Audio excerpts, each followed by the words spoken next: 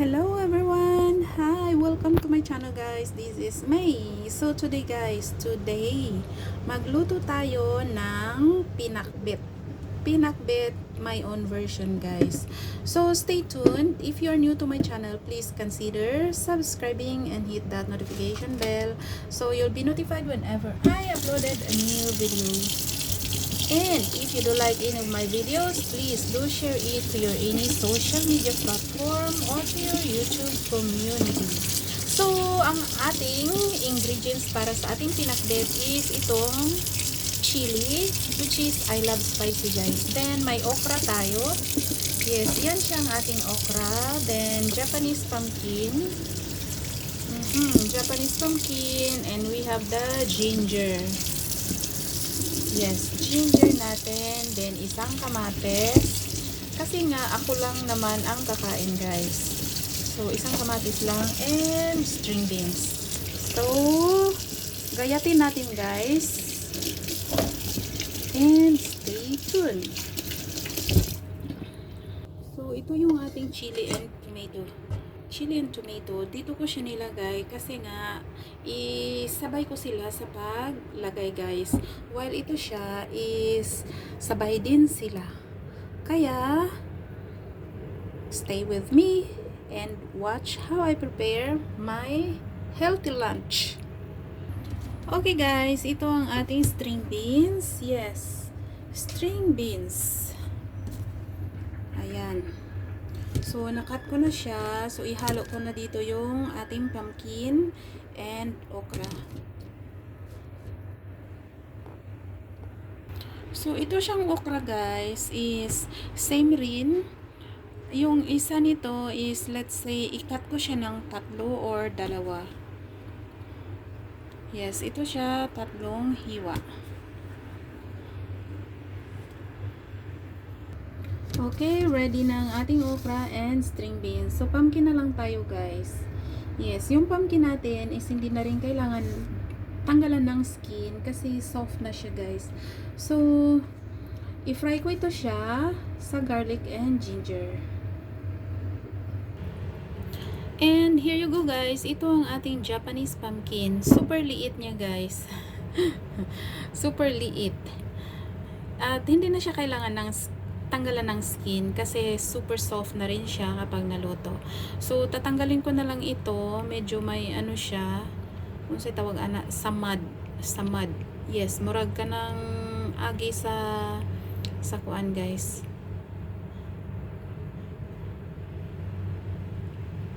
So, naara ato nang gitanggal agi sa ugat. Yes, agi siya sa ugat siguro. So, okay na siya. Cut natin ng maliliit din, same sa ating okra and beans. Para pare-pareho sila guys. And naara guys, ready na ang ating ingredients. Yes, pumpkin, string beans, and lady's finger or okra. So, stir fry lang natin yan. Here is our ginger, our garlic, and our chili. So, ikat ko lang ito siya guys. Then, ang tomato. So, ready na siya guys. Ready na ang ating garlic, ang ating ginger, chili, and tomato. So, by the way, ang sinabi ko kanina is pinakbet. No, hindi pala siya pinakbet guys. I am making curry vegetable. Yes, curry vegetable. Kaya, stay tuned and stay with me. Kasi magluluto tayo ng curry vegetable. So, ito ang ating wok. Liit lang siya guys. Frying pan. Maliit na frying pan if mayroon kayo. Kasi nga, small amount lang naman guys ang lulutuin natin. So, una is fry natin ang ating ginger.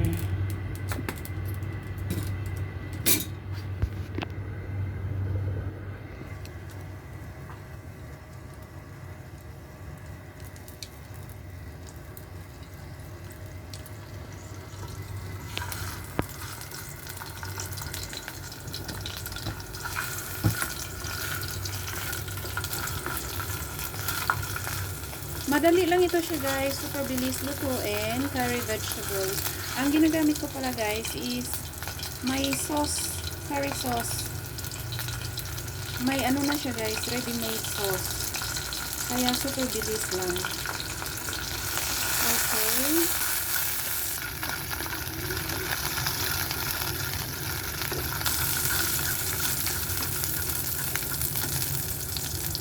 Then, add yung kamatis natin.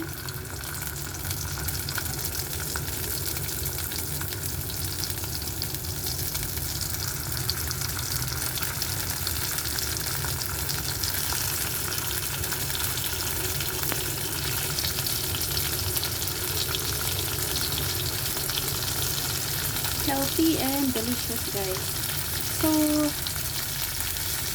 kayo bilang isang OFW, paano ba kayo mag-prepare ng inyong lunch or ano ang kinakain bilang isang OFW?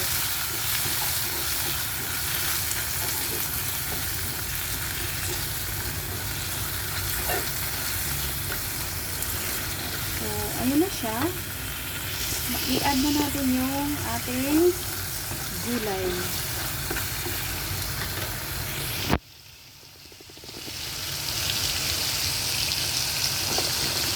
Okay, pwede na yan siya guys, pagsabayin lahat.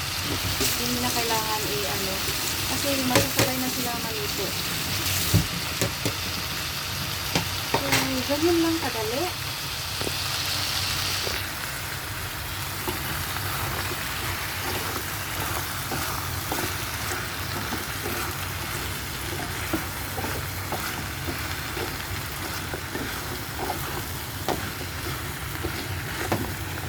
Okay, high fire natin. So, high fire guys. Yes, high fire. Then, mag-add ako ng cooking wine.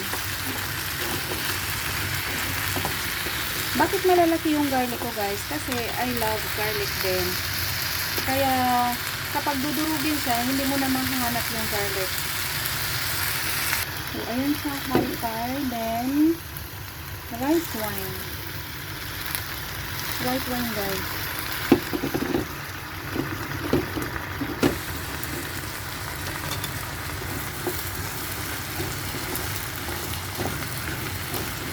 Stir fry ng kunti and cover it para maging tender ang ating gulay.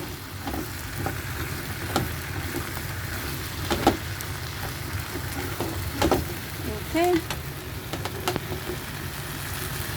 So, cover natin guys. And low fire. Okay guys, check natin. Ang ating luto. Wow. Medyo ano na siya guys, nag-soften na. Ang ating kalabasa, let's see. Yes, soft na siya guys. Pero ang ating beans kailangan pa siguro ng konting uy, soft na rin siya. O diba, look. Ano siya guys, hindi siya nag-change ng color.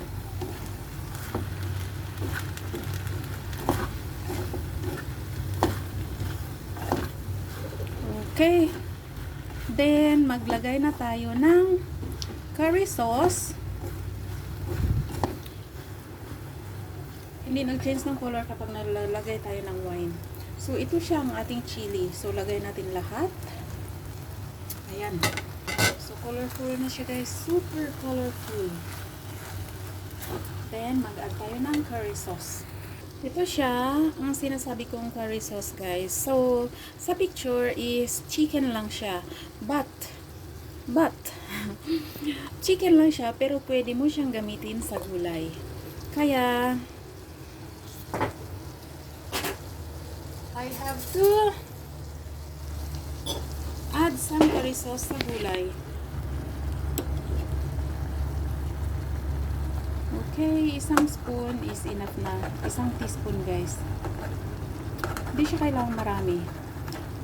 Then, later on, simmer it for another few minutes. And And tikman kapag nag-okay siya yung lasa, then serve it hot. Pero pag kulang siya guys, you can add some soy sauce. Yes, soy sauce. So, ganyan lang siya kabilis magluto ang isang OFW dito sa Hong Kong. Okay, na-mix well na siya guys. Cover natin uli. Simmer for few minutes para mag-tender talaga ang ating gulay. Okay guys, let's check it out. There you go. Medyo ano na siya guys, nangamoy. Amoy curry na. Okay, very soft na ang ating kalabasa. Then ang ating beans.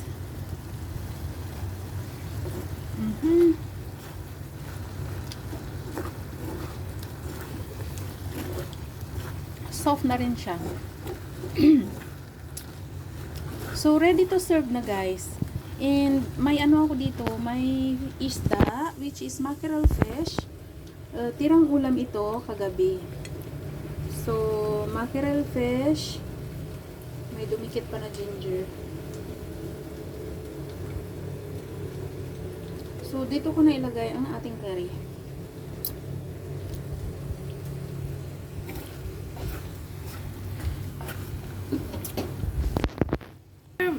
Okay guys, okay, serve hot na siya guys. Ito na ang ating vegetable curry. Yes, vegetable curry, wala siyang meat or ano guys, wala siya, or chicken meat or pork meat. Vegetable lang talaga siya. So very simple lang guys. Yung curry sauce lang ang ginamit ko, which is hindi na rin ako nag-add ng seasoning. So, ganyan lang siya, kabilis. And, may ano tayo guys, may salted egg. So, ito ang ating salted egg. Salted egg. Kaya, hindi na rin ako nag-add ng salt sa ating vegetable curry kasi may salted egg tayo. Then, may rice din tayo. Ito ang ating rice. May quinoa siya guys. Quinoa seeds, yung mga itim-itim. So, rice ko ito kagabi, pero hindi ako kumakain ng rice tuwing gabi, kaya I keep it for the next day. So, ito na siya guys, ang ating rice with quinoa seeds. Then, ang ating gulay, which is vegetable curry, spicy, and ang ating salted egg. So, that's all for today. Lunch na isang OFW dito sa Hong Kong. Thank you for watching. Keep fit, stay healthy, and live well. Big shout out sa aking mga subscribers and channel members. Thank you again for watching.